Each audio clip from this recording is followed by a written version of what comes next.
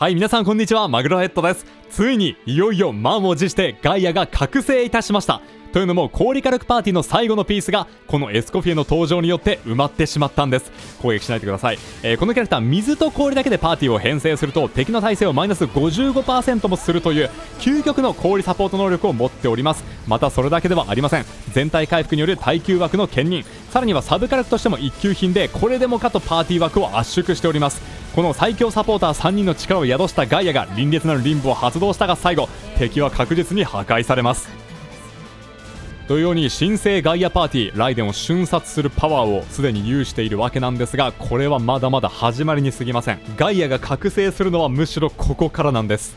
その理由というのがエスコフィエの凸やモチーフにあります。特に1凸2凸に関しては氷専門のサポート効果がついているんですよ。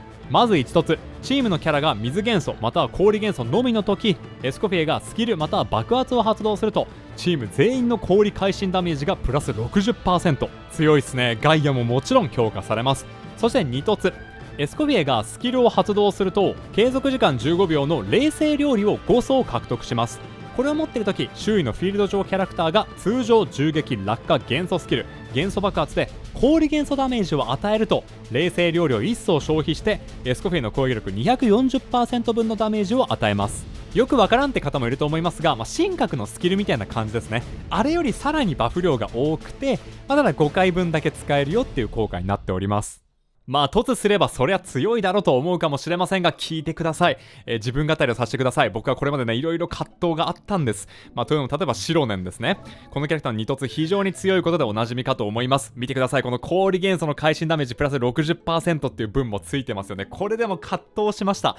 シロネン2凸したいガイア強くなるっていう風に思ったんですが、ただもっとガイアに相性のいいキャラドンピシャのキャラが来るかもしれないと、その時を待とうっていう風に決断したんですよね。はい、我慢をいたしました。でシトラについてもこのキャラはね氷元素強化はできないんですが、炎型ガイア強くなるなとかも考えていたりしたんですけど、やっぱそれガイア強くなるっていうかどうなんだっていうのがあったので待ったんですよ。来るかどうかわからないそのガイアに最適なサポーターを。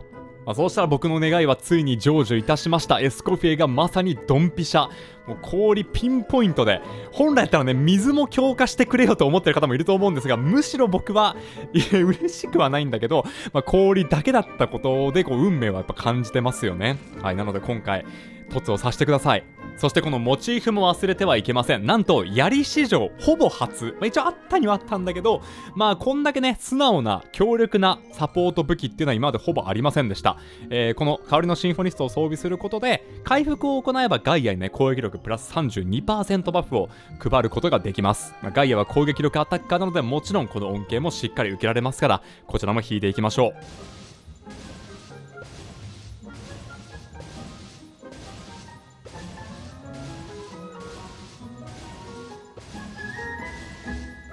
はい、というか結構すり抜けましたね。全然負けですね今回のガチャ。ただね僕それよりショックなのがエスコフィエで2凸も確保したんですけど、なんとですねその間にイファが2人しか出てないっていうこと、これやばくない？計星5人引いてる、しかもほぼ天井にもかかわらずイファ2人、オロルンは100人ぐらい来ましたけど、ちょっと偏りえぐかったですね。いいでしょう。はい、ではモチーフ貫突式いきましょうか。これが無凸でも攻撃力を 32% バフできるんですが、貫突すると 64%、 いいですね。しかも自分の攻撃力も爆上がりするから回復能力も増えるしね、二凸効果も強化されるしマジで強い武器です。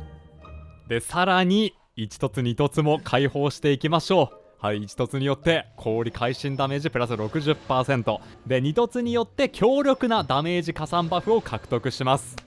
完成。46はねガイアの火力には直結しないのでここで一旦完成とさせていただきます。やばい、みんな緊張してきた。試せるぞこれで。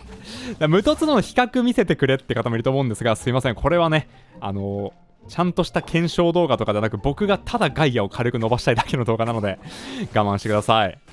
よーし、じゃあ行くぞ。まずフリーな爆発で先に神格スキルかな。冷静効果使わないようにからの、はい、ガイア爆発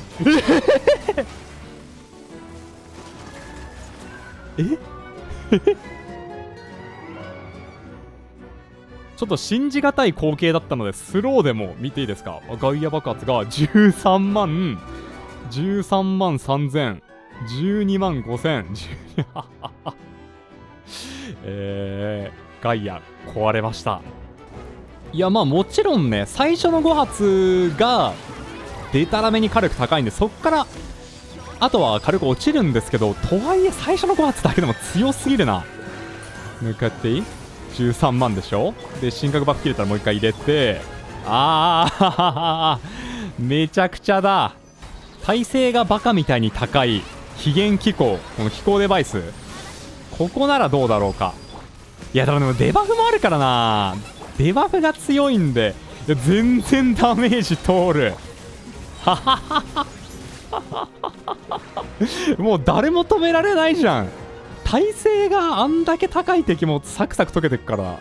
神格のマイナス 15% とエスコビのマイナス 55% で 70% デバフありますからね。逆に瞬殺しすぎちゃって爆発回らない問題もあるかもだけど、それでもいや回るわ。これ回っちゃいますね。さすがの、うわ気持ちいい。うわ最高すぎるこれ。じゃあ地上はもう大体分かったので螺旋行きましょう。これ開始率溢れちゃうけどな。まあいいか。ただタルパなんだよね最初。フリーナのダメージが全く通らないと。それでもいけるかどうかかなり厳しそうですけどね。いく、まずガイア爆発、いいダメージで、これバフ切れたらもう一回、はい、神格のバフ入れていきます。これができるのがガイアの強みなんですよ皆さん。おおだいぶ減ってる HP 強くない？全然全然いけるじゃん。もう一回ガイア爆発でもうフィニッシュまでいけるな。しかも爆発回りますからね。はい、もう余裕で回る。強すぎる。飛行デバイスが来た。フィールドでは余裕だったけど、さすがに螺旋だとあれか、相当硬いよなこれ。いやでもいけるはず。うわ入るね、ダメージしっかり。はい、バフ乗っけて、もう一回バフ乗っけて、まあワンターンで半分はいけるか。じゃあもう一回回して倒しきれるかどうかだな。いいよいいよいいよいいよ、しっかり爆発が回っている。で神格バフ乗っけて倒しきれ倒しきれ。よーし単体ボス相手これだったらマジで強いぞ。そして皆さん、ガイアといえばやっぱり対複数戦ですよ。このパーティーね、もう単体に対してはかなり強いです。フリーナとエスコフィンのスキルだけでも、単体ゴリゴリ削っていけるし、しかもダメージ加算系のバフってね、複数に当たると一気に消費しちゃうんですよね。なのでパーティー的にはもう複数戦を補ってくれるキャラ、範囲火力出せるキャラクターを採用したいなっていうのがあります。そこでガイア爆発ですよ。手軽かつ強力な範囲火力になっているし、しかもガイアって2突していればね、敵を倒すことに爆発の継続時間がどんどん延長されていきますから、こういうね敵がある程度配置されている場面の方が進化を発揮しやすいです。なので、はい、このように素晴らしい。ごめん、これ本当に覚醒だ。いやいつも嘘言ってたわけじゃないですよ。毎回覚醒してたんだけど、真の覚醒文句ない。本当に。だって単体ボス水向こうで倒せるでしょ。耐性 70% デバフがあるから、氷耐性めっちゃ高い敵来ても貫通できるでしょ。対複数戦はもちろんガイア無双なんで、ちょっともう止めらんないっすね。これはマジで完成しました。そして、このチャンネルを普段から視聴してくれている皆さんならもうガイアの強さは疑う余地ないと思うんですけども、初めて見た方がね、もしかしたらこれサポーターが強いだけなんじゃないかという疑問を持つかもしれません。今からねちょっとその考えを改めていただきたいかなと思います。もちろんねサポーターは強いです。最強です。正直どの氷キャラクターを入れても火力は出るかなと思います。ただだからこそガイアなんです。ガイアの爆発は自キャラクターに追従するタイプ、ついてくるタイプになっているので取り回しが非常にいいです。ウェーブ性だったりとか敵が動き回るタイプでも柔軟に合わせることが可能。さらにですね、キャラクターチェンジをしても裏からダメージ出せるっていうのが素晴らしいんですよね。これによってこまめにキャラクターを切り替えて神格スキルとかエスコフィエスキルを後から乗せるっていうことも可能です。その間もガイア爆発は回り続け常に火力を出してくれます。なのである意味ダメージ加算効果を乗せる上で最適の能力とも言えるんです。そして火力が十分であれば次に大事になってくるのはやはり回しやすさですよね。ガイアは突破ボーナスがチャージ効率かつ貫突すればという前提になってしまうんですが、爆発が実質45属となる非常に軽くなりますので、どんな状況下でも爆発を回せます。これはなかなか他のアタッカーでは真似できませんね。そしてとっておきがこちらの固有添付。元素スキルが敵を凍結状態にした場合、凍結された敵から追加の元素粒子が落ちます。で、実はこれ説明が不十分で、すでに凍結している敵に対してスキルを命中させた場合でも追加の元素粒子が落ちますから、エネルギー供給役として非常に優秀になります。スキルクールタイム6秒ですから、これを高頻度で回せますからね。しかもエスコフィエって基本的に今回凍結パーティーで組むことになりますから、この効果が毎回生きると。特にね、水枠1人のフリーナとかエスコフィエの爆発もまあまあ重たいので、その辺りのキャラにもしっかり粒子供給してあげて、パーティー全体で回しやすくなるっていうのも大きな強みです。他にもね、細かい部分を上げるとキリがないんですが、これが主なガイアを採用するメリットになっております。確かに氷キャラを採用すれば結構誰でも火力は出してしまいますが、だからこそガイアなんです。はい、これで納得してくれた方は今すぐガイアを育成してぜひ一緒に使っていきましょう。極めていきましょう。楽しかった。もう全部出し切りましたね。ベラベラと喋ってしまってすいません。最後までこんな動画ですが、お付き合いいただき本当にありがとうございます。じゃあ一応ね、武器とか生物もおさらいしていきましょう。ガイアに関しては愛用の方ですね。万眼結力、貫突と、生物は絶縁の旗印4セット。かなり会心ダメージを重視していて、氷共鳴が今回絶対発動するので、氷共鳴込みの調整になっております。命の星座貫突、テンプレベルトリプルクラウン。率ダメはちょっと 1.8% オーバーしちゃってるんですけど、ここの調整頑張りたいですね。もうちょっと。はい。一応氷共鳴込みで 100% に近づけているという感じになっております。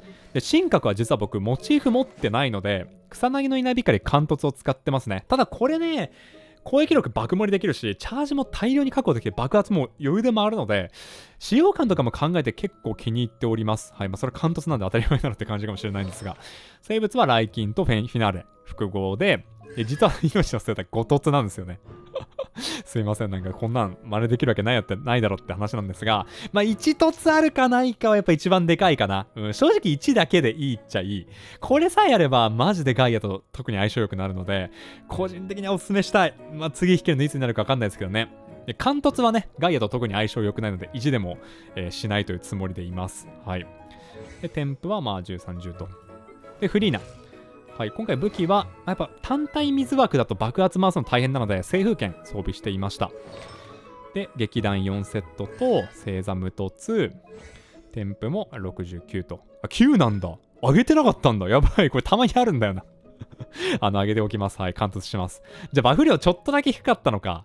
もうちょっとだけ、少しだけ強くなりますね。で、エスコフィエです。はい、代わりのシンフォニスト貫突。生物は実は洗顔ローコを装備しておりました。パーティー単位の火力で見ると劇団の方がいいのかな。ただね、今回ガイアがやっぱ主役、ガイアの火力を限界まで伸ばしたかったので洗顔ローコにしてあります。これね、味方全体の攻撃力を手軽に上げられるので、神格のバフ量とかも増えるし、エスコフィエのバフ量も当然増えるし、っていうことでかなり相性がいいですね。で、星座2突のテンパ6、10、10と、はい。なんでフリーナより先にダブルクラになってんだって感じですけどね。はい、ではありがとうございました。エスコフィエも本当にありがとう。今後ね、このパーティーの形を愛用していきたいと思います。はい。で、今回の動画、ひたすら楽しんだだけですが、もしね、この動画気に入ってくれた方いましたら、よければチャンネル登録、高評価、よろしくお願いします。押してもらえるとめちゃくちゃ嬉しいです。今後もガイア動画、ガンガン投稿していきますので、また見に来てください。では皆さん、ありがとうございました。